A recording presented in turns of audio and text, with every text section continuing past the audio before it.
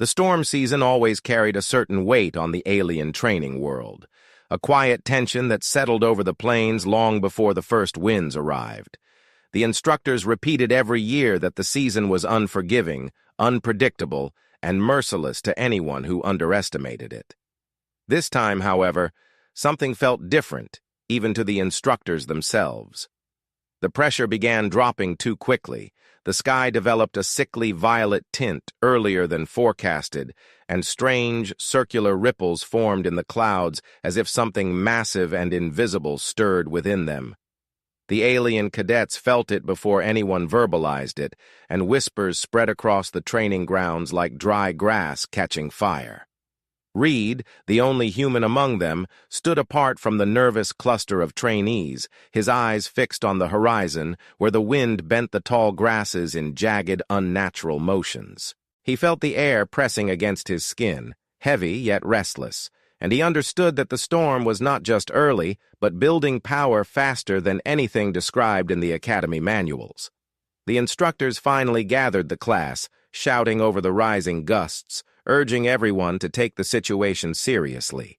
One instructor, a tall, sharp-voiced being whose scales shivered in the wind, reminded the cadets that the storm season claimed lives even in controlled training zones. She emphasized that the night ahead would test not only their endurance, but also their ability to manage fear when nature showed no mercy. Reed listened carefully, noting the subtle tremor in her voice. If an instructor sounded uncertain, the night was going to be far worse than anything the aliens expected. When the dismissal command was given, panic erupted almost instantly. Alien cadets rushed in every direction, trying to locate natural cracks in the rock formations or shallow overhangs that could serve as temporary shelters. Many shouted instructions to each other, but their words dissolved into the rising wind, leaving only frantic gestures and wide, frightened eyes. Reed did not join their chaos. Instead, he walked slowly toward the open plain, ignoring a startled cadet who tried to grab his arm and pull him toward the rocks. He shook his head and kept going, lowering himself to one knee once he reached a patch of bare ground. He took a handful of dust and released it gently, watching how the particles danced before being swallowed by the wind. He repeated this several times, observing how the gusts shifted direction, how the temperature fluctuated between each breath of air, and how the storm's rhythm built itself layer by layer. The alien cadets continued scattering, and most could not comprehend why Reed lingered so casually in the open. To them, he looked like someone unaware of danger, or someone too slow to react. In truth, he was doing exactly what he had learned from the harsh environments of Earth, listening first, acting second, and trusting that wind always revealed its intentions if one paid enough attention. As the sky darkened, the instructors activated perimeter alarms meant to warn of approaching high-speed gusts. Sharp metallic tones cut through the plains, echoing off distant rock pillars. Reed stood again, turning his head slightly to gauge how the sound traveled.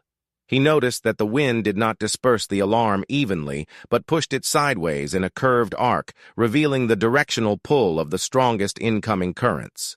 The pressure drop intensified, hitting his ears with a faint pop. A lesser-trained cadet might have mistaken the sensation for fear, but Reed recognized it as a sign that the storm walls were forming. Above him, lightning crackled without thunder, creating branching webs of silent blue fire that flickered and vanished. The alien trainees gasped each time the sky lit up, flinching as if expecting the ground to tremble beneath them. Reed, however, watched calmly, counting the intervals and marking the pattern. He knew that silent lightning meant the storm was far higher in the atmosphere, still gathering its strength before descending. It gave him a limited window to prepare, but at least it was a window. By the time the instructors retreated to their designated observation shelters, the alien cadets were already huddled in clusters, arguing about which hiding place offered the least risk. Some bickered about airflow, others about collapsing rock shelves, and a few even abandoned their hiding spots to chase after different ones when the wind suddenly shifted. Reed observed all of this with a kind of detached understanding. He did not judge their fear, but he knew their habits worked against them. They reacted to immediate stimuli while he tried to see the entire sequence of the storm forming around them. Every gust, every shift in air temperature, every grain of dust spiraling across the plain told him part of a larger story. The instructors had warned them that no one was expected to sleep through the upcoming night. They spoke those words with certainty, believing the storm too violent to allow rest. Reed accepted the challenge hidden between those statements. If the storm obeyed laws of physics, then so did shelter. If wind had patterns, then it also had weaknesses. He trusted that he could find them before darkness fully settled. The wind picked up even more, tugging at his clothing and pulling at his hair. He narrowed his eyes, studying how the grass bent, not uniformly but in waves triggered by invisible pockets of pressure. The open plain looked exposed and dangerous, yet Reed saw potential in its emptiness.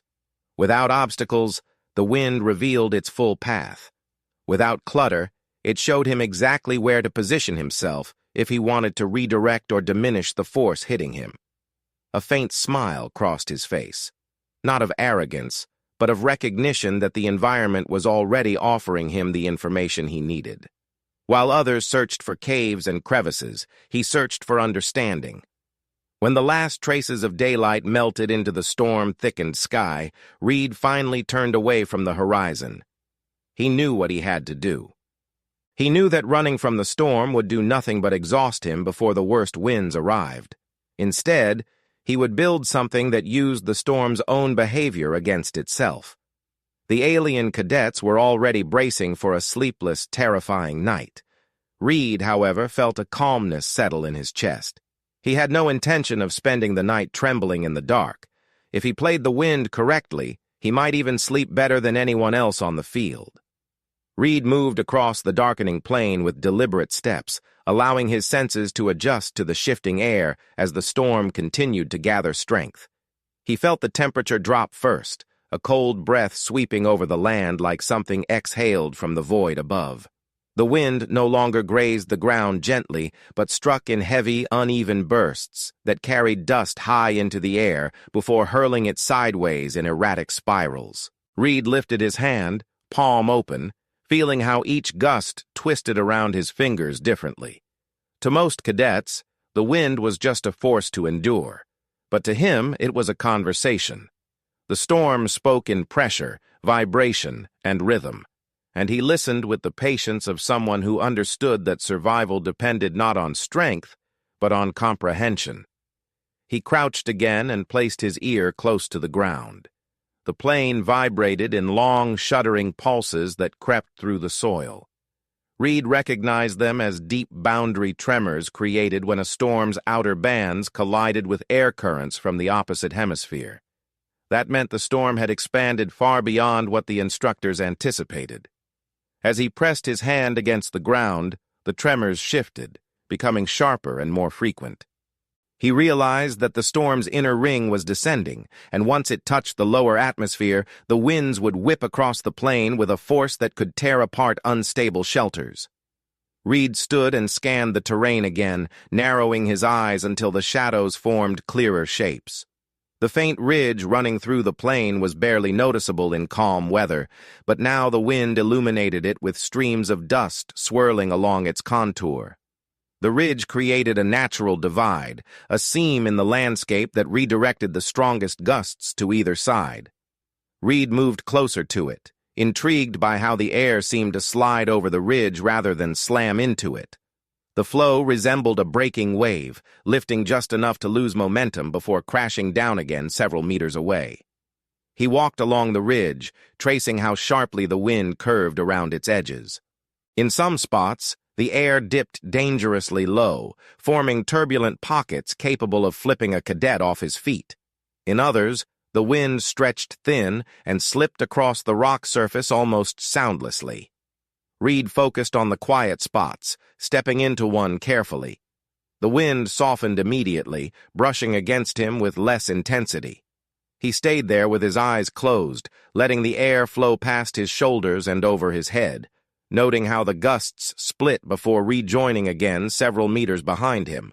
This was exactly the kind of natural shield he needed, a place where the storm surrendered part of its strength before continuing its violent path. But the ridge alone was not enough. He needed to calculate the angles, the distances, and the shape of the structure he would build to ensure the wind flowed over it instead of through it. Reed moved to the far end of the ridge where the ground sloped gradually downward. He noticed that dust gathered here in clusters rather than scattering instantly. That meant the wind slowed briefly before accelerating again, creating a momentary lull. He crouched and traced patterns in the dust with his finger, watching how long it took for the wind to erase each line. In the center of the lull, the lines lasted longest.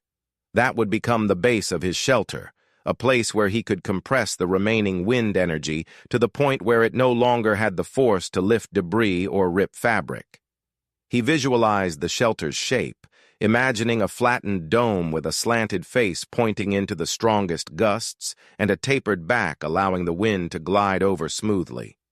He pictured how he would anchor it with stakes driven into the softer earth near the slope, how he would reinforce the walls by layering materials to absorb the shock of the incoming gusts, and how he would create a narrow entrance positioned away from the ridge's turbulent zones. The storm intensified again, dragging long strands of lightning across the sky.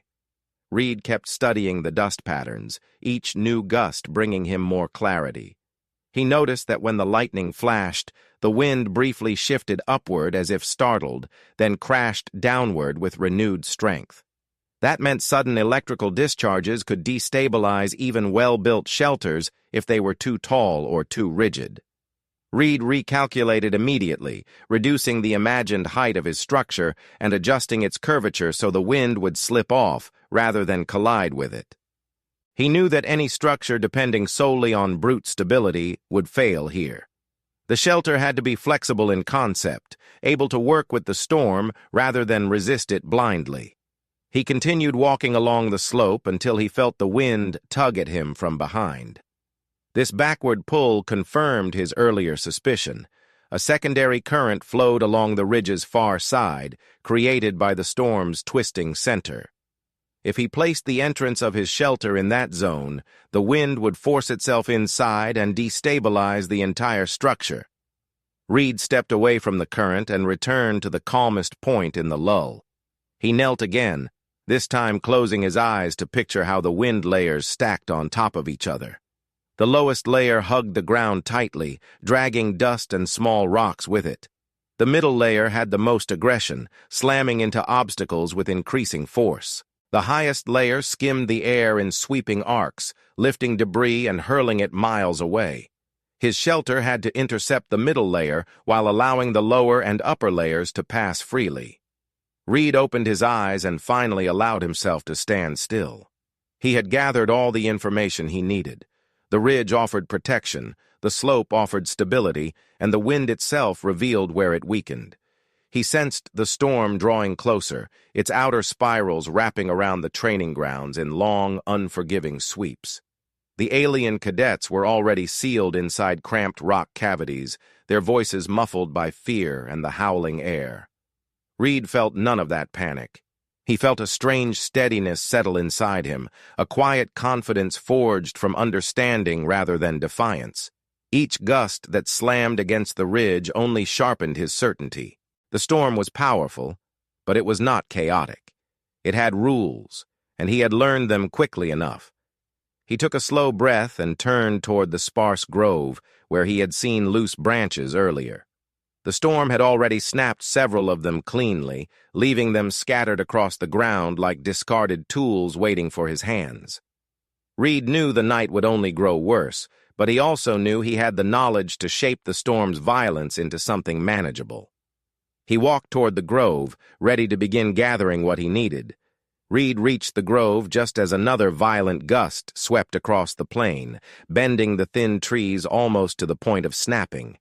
The branches that had already fallen were scattered across the ground like jagged bones, some still fresh and others dried from exposure to earlier weather. He immediately began collecting the ones that offered the most promise, thick enough to bear weight, flexible enough not to fracture under sudden stress. His hands moved quickly but with method, testing each branch by bending it slightly and listening for the faint crack that would signal hidden weakness. He tossed aside anything brittle and kept only the strongest pieces, gradually forming a pile that matched the skeletal frame forming in his mind. The storm pressed against his back, urging him to hurry, but his movements remained steady. He knew that any rushed decision in the construction would only lead to failure when the wind reached its peak. Once he gathered enough branches, he carried them toward the slope he had marked earlier.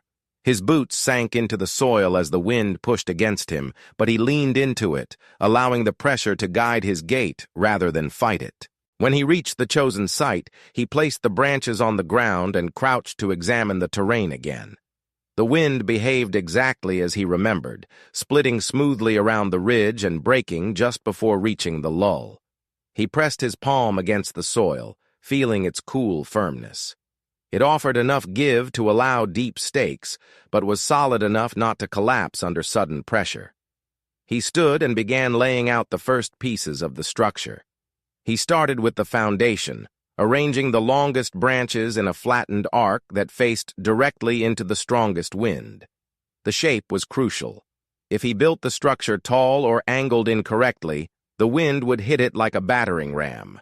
Instead, he designed it low and wide, a shape that invited the gusts to flow over it instead of through it. He drove the first stake deep into the soil, using a stone to hammer it until the branch refused to move. Each strike echoed through the plain, muffled beneath the storm's constant roar.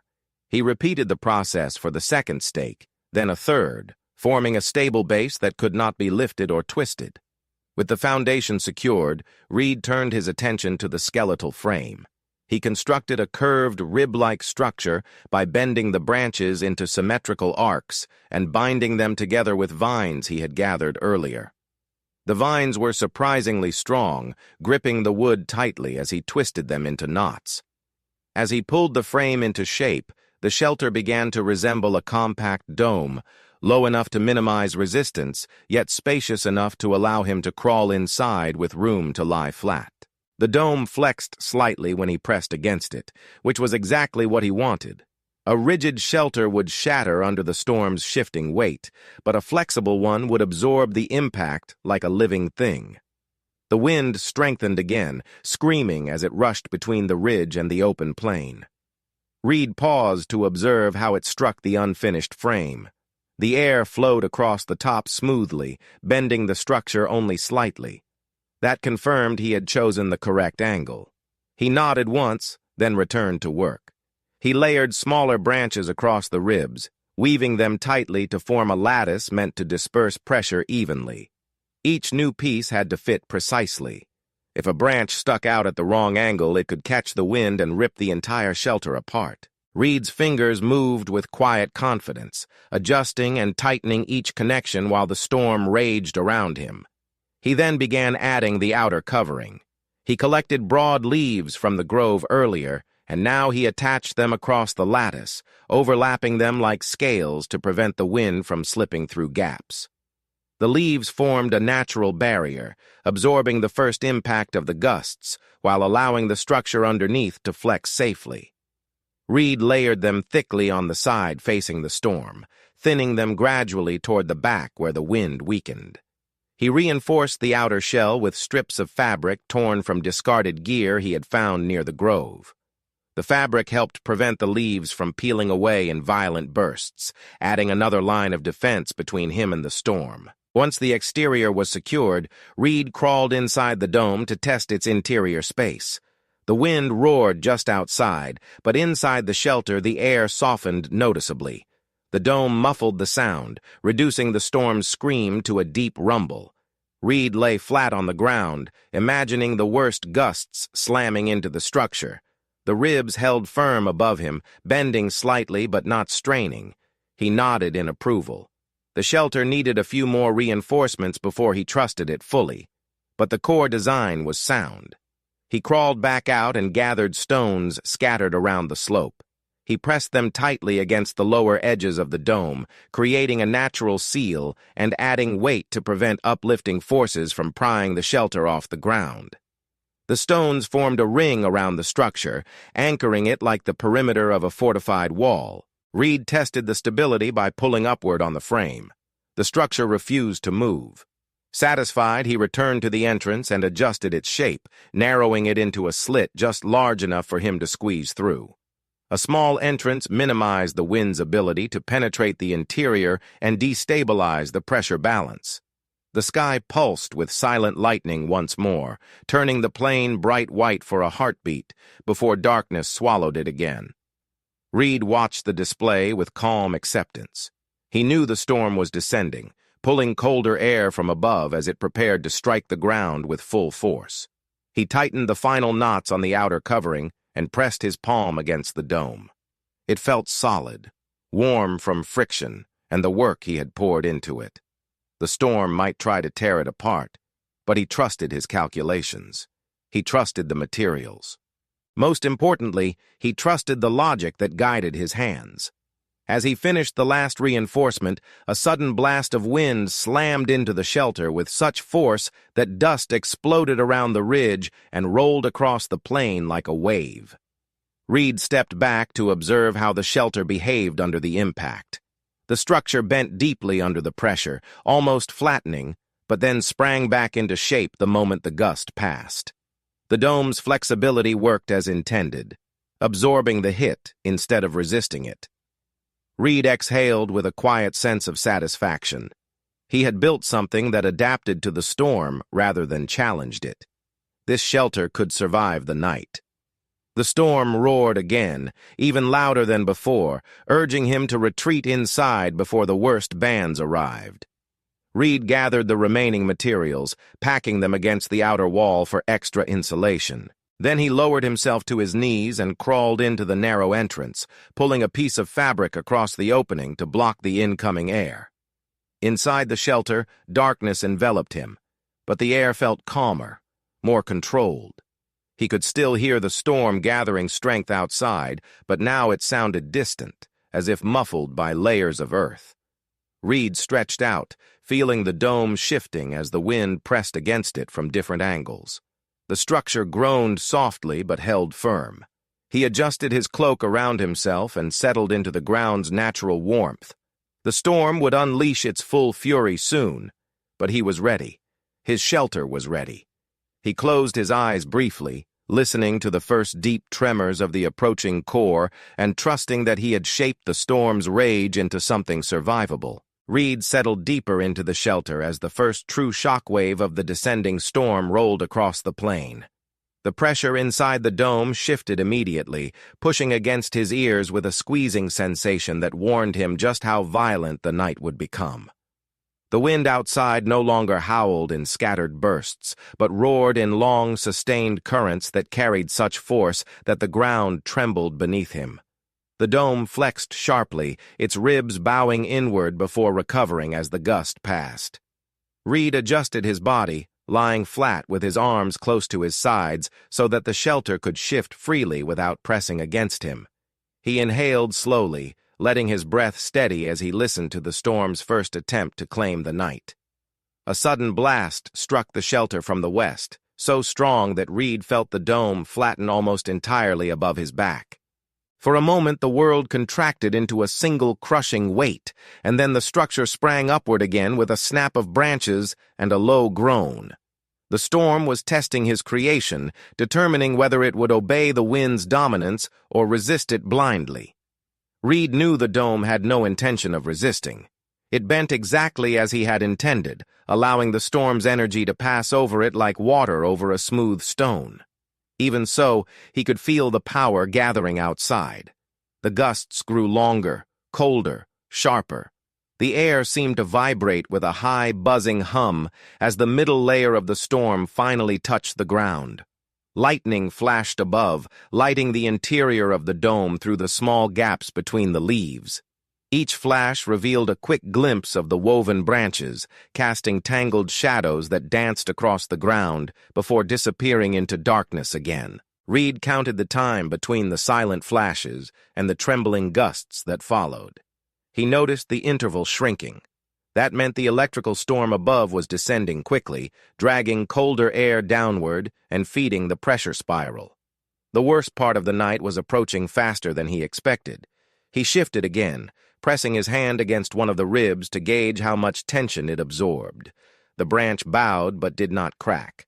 The knots he tied earlier remained firm, refusing to loosen. The stones packed around the base held the structure anchored, refusing to slide even when the strongest gusts slammed against the dome. Reed exhaled slowly, allowing the reassurance to settle in his chest. The shelter did not merely withstand the storm. It adapted to it, shifting its shape like something alive. That adaptability was his greatest protection now. Another blast struck, this time from a slightly different angle. The dome lurched sideways, scraping against the stones that held its base.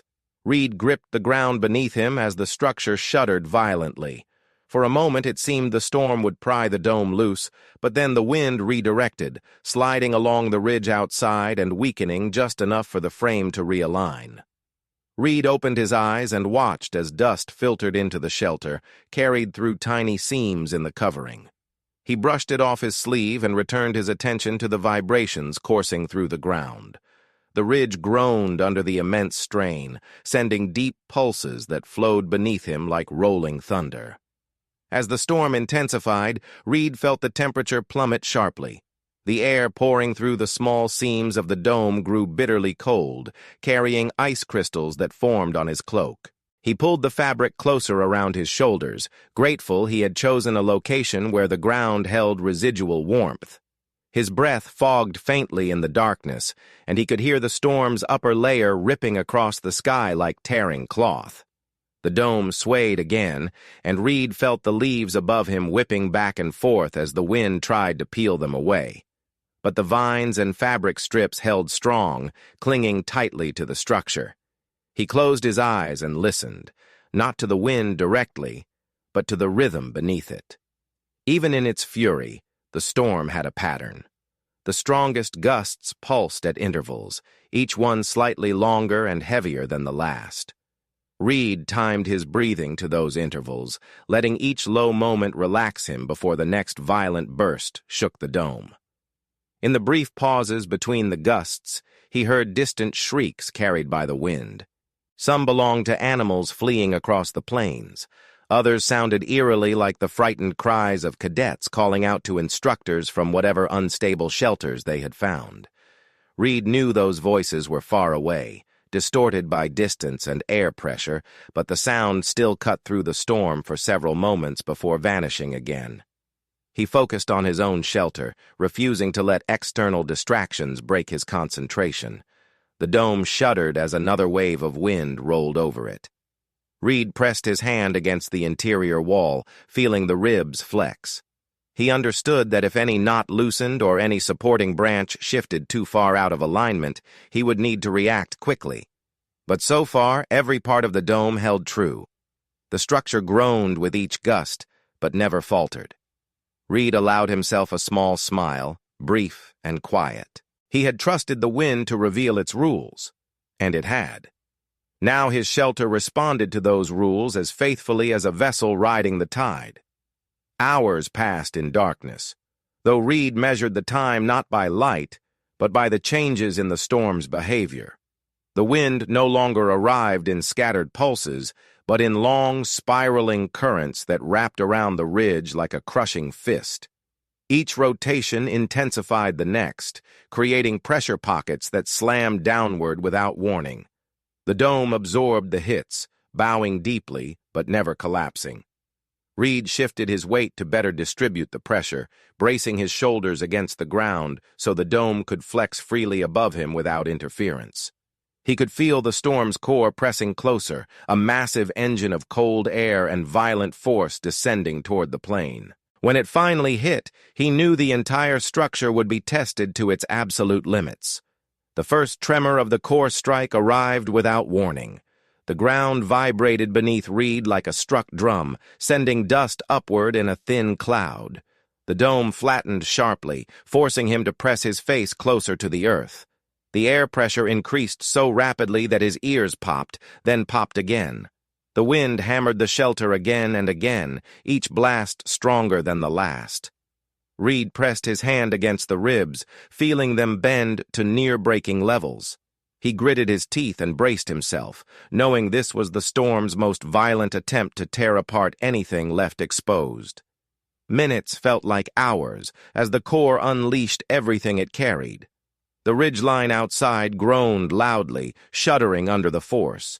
Reed felt the dome pressed nearly flat before springing upright again.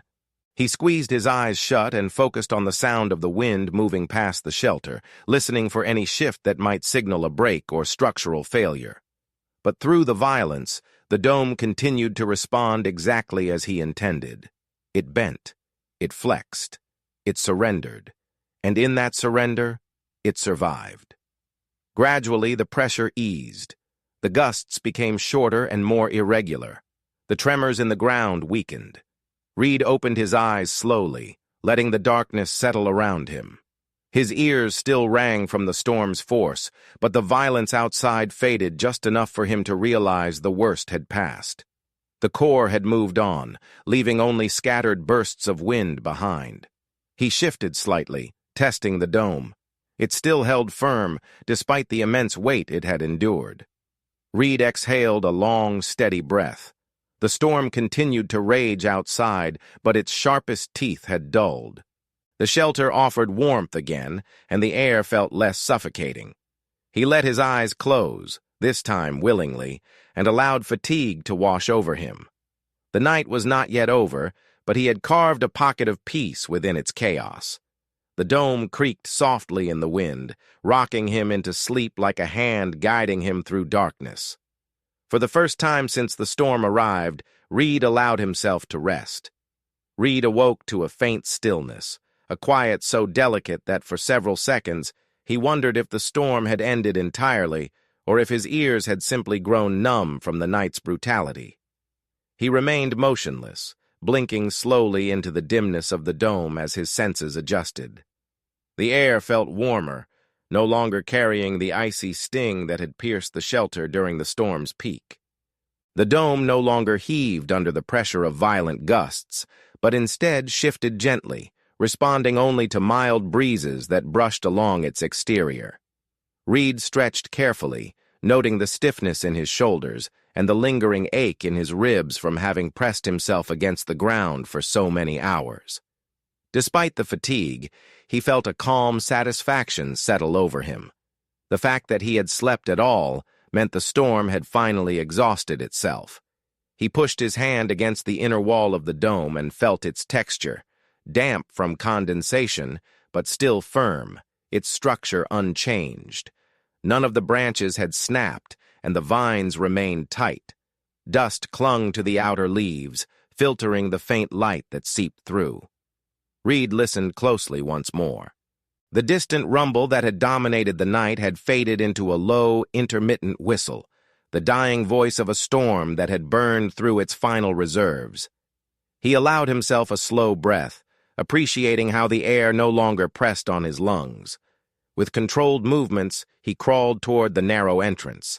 The fabric covering it fluttered lightly, no longer yanked by the wind, but nudged like a curtain in a mild draft. Reed lifted the cloth and squinted as a soft glow spilled into the shelter. Outside, the plains were coated in a pale haze of moisture and dust, illuminated by the early morning sun that struggled to break through the remnants of storm clouds. The ridge cast stretched shadows across the landscape, and the ground glistened with scattered droplets of condensed storm vapor. Reed eased himself out of the dome, rising to his feet slowly, feeling the weight of the long night depart his muscles with each breath of fresh morning air. The storm had reshaped the landscape in sweeping strokes. Deep grooves carved the soil where the strongest gusts had dragged debris across the ground. Splintered tree limbs lay half-buried in sand, and patches of flattened grass stretched across the plain like swaths of woven fabric. But despite the violence, the air now carried a surprising softness, as if the world were exhaling after surviving a long, suffocating pressure. Reed turned to examine his shelter from the outside. The dome leaned slightly to one side from the storm's harshest strikes, and several layers of leaves had torn away, but the core structure remained intact. The stones he had placed around the base still held firm, anchoring the shelter as securely as before. Reed brushed his hand along one of the ribs, feeling the branch flex confidently beneath his touch. The shelter had not only survived, it had proven itself. He glanced toward the direction of the alien cadets' shelters. The rocky formations that provided them refuge looked battered, with dust piled high against the entrances and broken shards scattered across the ground. Reed could already see figures emerging, some stumbling, some blinking against the early light, some clutching their arms or sides as if they had spent the entire night bracing themselves against collapse. None of them looked rested. A few sat on the ground immediately after stepping outside, overwhelmed by exhaustion. Reed watched quietly, understanding the weight that such a night could leave on someone unprepared for its brutality. Moments later, the instructors appeared from their reinforced observation shelter, walking with a mix of relief and disbelief. The storm had exceeded their predictions, and the expressions on their faces revealed how close they believed the night had come to turning catastrophic. One instructor scanned the horizon, her scales catching the morning light as she searched for signs of missing cadets. Her eyes fell on Reed standing beside his dome, and she froze mid-step. Her gaze shifted to the structure, then back to him, her expression tightening in confusion. She approached him slowly, pausing several meters away, as if unsure whether she was interpreting the scene correctly. Reed nodded to her politely, waiting for her to speak. But before she could form a question, another instructor joined her, equally stunned. He gestured at the dome with a trembling hand, muttering something under his breath before raising his voice enough for Reed to hear. He asked how the shelter had remained intact when so many of the natural formations had nearly collapsed during the worst hours of the storm. Reed answered simply, explaining that the dome was built to bend rather than resist, using the wind's power instead of challenging it. His tone was calm, not boastful, and he spoke as if the explanation were obvious. The instructors exchanged glances, realizing that Reed had not only studied the storm more effectively than anyone, but had anticipated its behavior with a level of understanding they had not expected from any cadet. One by one, the alien trainees gathered around, some limping slightly, others shivering from the cold that had invaded their shelters. Their eyes widened when they saw Reed standing tall and rested beside the dome. A murmur spread through the group as they inspected the structure, touching the branches and tugging lightly at the vines, as if trying to understand how something so simple had endured what their carved-out refuges barely survived. Reed stepped aside, allowing them to examine the shelter freely. Despite their exhaustion, their curiosity seemed to awaken something inside them, a mixture of admiration and bewilderment. The instructors called for a formal count of all cadets. Once everyone was accounted for, they turned back to Reed. One instructor announced to the entire group that he had done more than survive the storm. He had mastered it. She explained that while everyone else endured the night in fear, Reed had engineered a solution that no protocol had taught, demonstrating initiative, adaptability, and an understanding of environmental dynamics well beyond standard training expectations. She highlighted his calmness at the moment of greatest danger and the fact that he alone had emerged, rested after the storm's most violent hours. The cadets listened in silence, many of them unable to hide their astonishment. Reed felt no need to bask in the praise. He simply nodded and offered a slight smile. He had built the shelter not to impress, but to stay alive, guided by instinct and knowledge formed from earlier experiences with the unpredictable terrains of his home world. Still, he understood the significance of the moment. The storm had not been a test of brute strength, but a test of understanding, of learning the landscape, interpreting the air, and building with intention rather than desperation. The dome stood behind him as proof of that philosophy, a quiet reminder that survival often belonged not to the strongest, but to the most adaptable. As the sun rose higher, the last remnants of the storm melted into a distant haze. The training grounds no longer trembled beneath the storm's force, but warmed slowly under the returning light. The instructors dismissed the cadets with orders to rest and regroup later, but many lingered near Reed, asking questions about his methods, his reasoning, and the way he read the wind. He answered patiently, describing each decision without exaggeration, encouraging them to observe more and react less blindly when confronted with danger. He remained beside the dome for a while longer, appreciating the strange tranquility that followed chaos. The storm had revealed the limits of fear and the value of clarity under pressure. As Reed finally turned away from the shelter and followed the others toward the recovery area, he understood that the night had changed something fundamental, not in the environment, but in the way the cadets saw him, and in the way the instructors would evaluate any future trial involving him. The storm season had tried to break him, but instead it had reinforced his resolve. He walked with quiet confidence, knowing that survival was not a matter of luck, but a matter of listening, learning, and responding with purpose. The worst night had come and gone, and he had faced it not with panic, but with understanding. And in that understanding, he found something stronger than shelter.